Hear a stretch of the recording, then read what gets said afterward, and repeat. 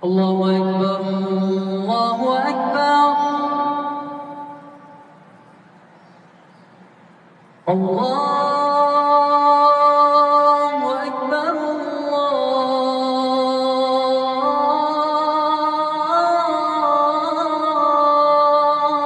Allahu Akbar.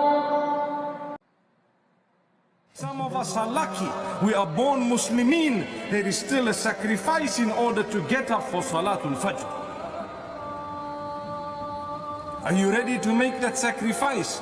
Nobody is putting some hot rock on your chest and dragging you through the hot desert sand, which perhaps is more than 60, 70 degrees to say the least, which is burning you. They are only saying, just get up for Salatul Fajr.